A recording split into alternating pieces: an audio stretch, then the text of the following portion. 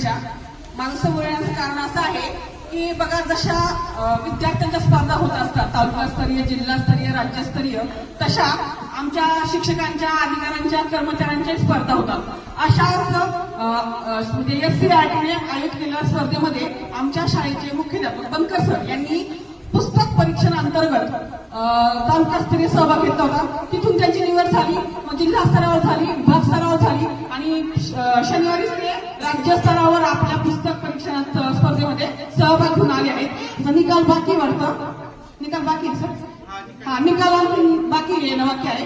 पण मला वाटतं तालुका, जिल्हा, विभाग इथपर्यंत त्यांनी मजल मारली, नंतर राज्यस्तरावर मारली. तर ही मजल मारणं सोपं नसतं, कारण तिथं राज्यस्तर म्हटल्यानंतर अनेक बुद्धिमान लोक सहभागी घेत असतात आणि अशामधून त्यांची निवड झाली.